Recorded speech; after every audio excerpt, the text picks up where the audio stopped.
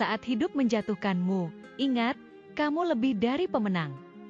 Banyak orang percaya hidup sebagai korban dari keadaan, bukan sebagai pemenang di dalam Tuhan. Tapi firman Tuhan mengajarkan bahwa kita tidak hanya dipanggil untuk bertahan, kita dipanggil untuk menang, dan kemenangan dimulai dari cara berpikir kita.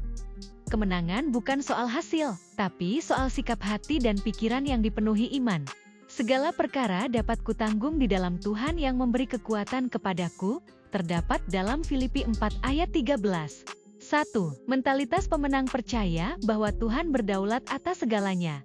Seorang pemenang percaya bahwa Tuhan selalu bekerja bahkan di tengah kekacauan dan tidak menyerah pada ketakutan, karena tahu ada rencana ilahi di balik setiap proses. Kita tahu sekarang bahwa Tuhan turut bekerja dalam segala sesuatu untuk mendatangkan kebaikan bagi mereka yang mengasihi Tuhan, yaitu mereka yang dipanggil sesuai dengan rencana Tuhan, terdapat dalam Roma 8 ayat 28.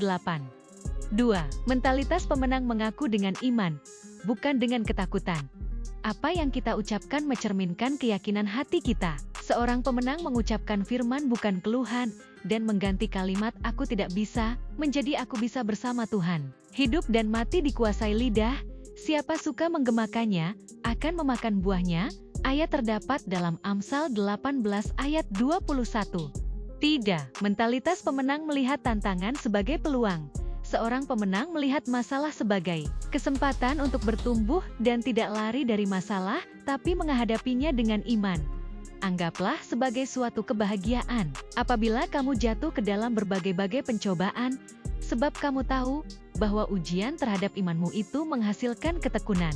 Dan biarkanlah ketekunan itu memperoleh buah yang matang, supaya kamu menjadi sempurna dan utuh, dan tak kekurangan suatu apapun. Ayat terdapat dalam Yakobus 1 ayat 2-4. 4. Mentalitas pemenang tidak berjalan sendiri. Seorang pemenang tahu bahwa dia membutuhkan komunitas rohani, karena kita akan dikuatkan saat berjalan bersama saudara seiman.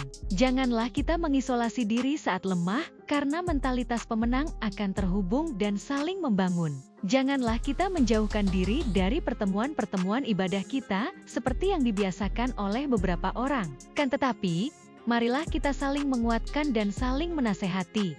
Terlebih lagi karena kamu tahu bahwa hari Tuhan sudah semakin dekat. Ayat terdapat dalam Ibrani 10 ayat 25. Aplikasi dalam hidup menjadi lebih dari pemenang. 1. Deklarasikan janji Tuhan. 2. Ubah cara bicaramu menjadi penuh iman. 3. Hadapi setiap tantangan sebagai kesempatan untuk Tuhan dipermuliakan.